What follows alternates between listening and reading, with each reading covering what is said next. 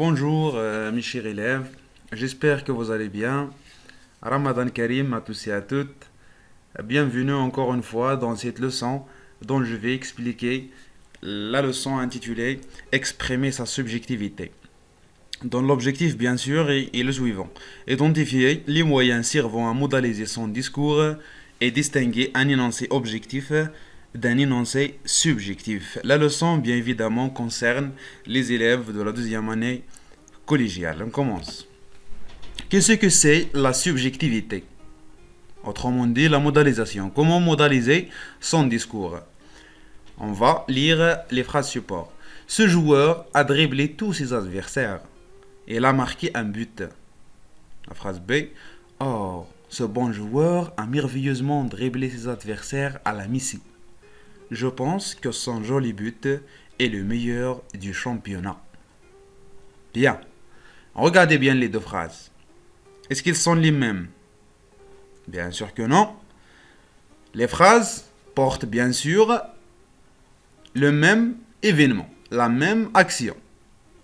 Celle de joueur qui a dribblé ses adversaires et a marqué un but. C'est bien, mais il y a une différence entre les deux phrases. Comment elles sont dites? C'est bien. Je vais souligner un certain nombre des expressions ou bien des mots et des verbes qui différencient la phrase A de la phrase B. Les voilà. Donc, dans la deuxième phrase, l'énonciateur, c'est-à-dire celui qui parle, a utilisé or, en interjection. D'accord? Bon, un adjectif épithète qui porte un jugement sur le joueur. Merveilleusement, c'est-à-dire la manière que le joueur utilise pour dribbler. Elle est merveilleuse, elle est extraordinaire, elle est fabuleuse. Ses adversaires à la Messi.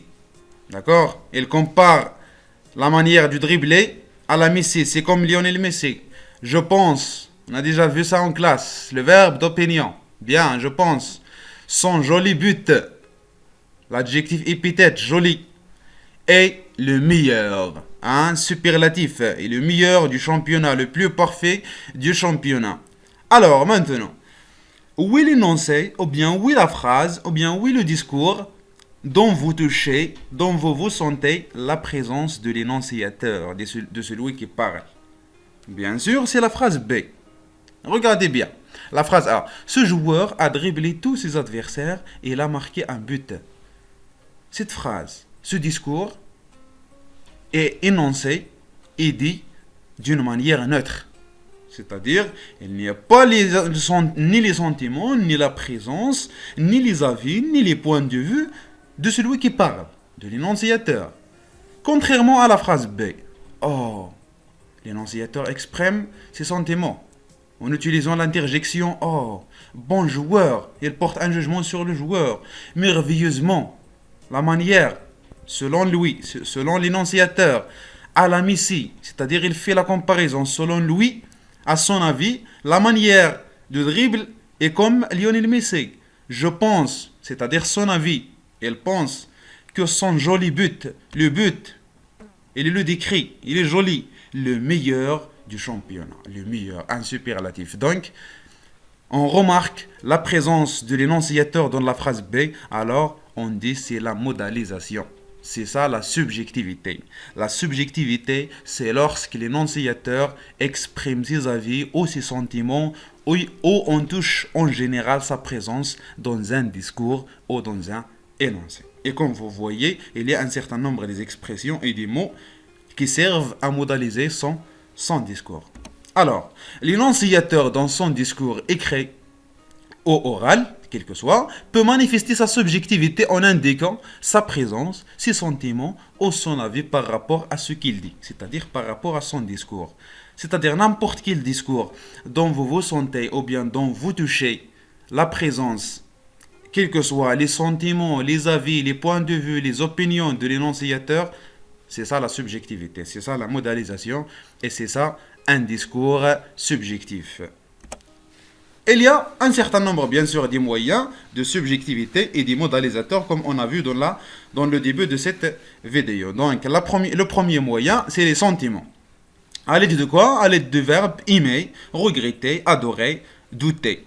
Ces expressions ou bien ces moyens servent à modaliser son discours. Il peut utiliser aimer, regretter, adorer, douter et d'autres verbes qui expriment les sentiments. Exemple, je doute qu'il puisse faire ce travail. Il peut faire ce travail. Énoncé, objectif. Ici, je dis, je doute qu'il puisse faire ce travail. Bien sûr, il y a l'expression de sentiment, il y a la présence de celui qui parle. Alors, c'est un énoncé ou bien discours subjectif. Et il y a aussi des verbes modaux, des verbes modalisateurs. Paraître, vouloir, devoir, pouvoir. Donc, pour modaliser son discours, l'énonciateur peut utiliser des verbes modaux. Ce patient doit prendre ce médicament. Regardez bien, je mentionne les expressions avec la couleur rouge. Cela paraît faux. Et il y a aussi les adverbes, comme on a déjà vu dans la phrase support. Peut-être, sans doute, probablement, heureusement, certainement, malheureusement, évidemment, sérieusement, etc. Un certain nombre d'adverbes qui servent à modaliser son discours. Bien sûr, toujours, exemple, il pleure. Voici un discours objectif. Mais si j'ajoute, il est certainement malade. Voilà, on modalise notre discours. Il pleure, il est certainement malade. Ils sont probablement au tyran. Elles sont probablement au tyran. Il y a l'utilisation des adverbes. Et il y a aussi d'autres moyens, à savoir les temps verbaux. Il y a un certain nombre de temps verbaux qui se manifestent, qui servent à modaliser son discours, à savoir le conditionnel, le subjonctif et le futur antérieur. Le futur antérieur, c'est-à-dire l'auxiliaire au futur simple plus le participe passé. Voici un exemple. Elle aura raté son train. Le verbe rater au futur antérieur. Elle serait innocent de ce crime abominable. Abominable, c'est-à-dire horrible, qui fait l'erreur. Elle serait innocent. Et il y a aussi le moyen des expressions d'opinion, comme on a déjà vu en classe. Je pense que, je crois que, pour moi. C'est-à-dire l'énonciateur exprime ses avis. D'accord? Il ne reste pas neutre, mais il exprime, on touche sa présence à l'aide des expressions d'opinion. Je crois qu'on doit rester, l'exemple, je crois qu'on doit rester chez nous pour freiner la propagation de la pandémie Covid-19. C'est-à-dire la vie de celui qui parle. Pour stopper la propagation, la prolifération de virus corona, on doit, selon lui, rester chez nous. Et il y a, dernièrement, la comparaison généralement avec l'expression comme. Il était brave. Énoncé, objectif. Mais si j'ajoute la comparaison à l'aide de comme, on est dans un énoncé subjectif. Pourquoi? Parce qu'on a utilisé la comparaison. Il était brave comme un guerrier. Il était grand comme une montagne. D'accord? Et il y a un certain nombre des expressions. Alors, j'espère que vous avez bien compris. On passe vers l'application.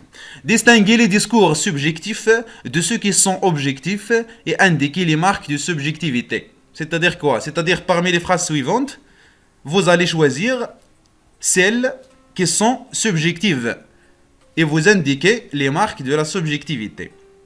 La pandémie a tué des personnes. Je pense que tu peux réussir. La pluie tombe toute la nuit. Quelle joie! Mon fils a brillamment réussi. Elle achète une belle voiture. Elles sont certainement riches. Vous allez m'envoyer les réponses sur notre page ou bien votre page Facebook Club de la langue française Collège Moussa Ben Nasser ou bien sur notre groupe WhatsApp. Donc Ramadan Karim, restez chez vous. Merci et à la prochaine séance.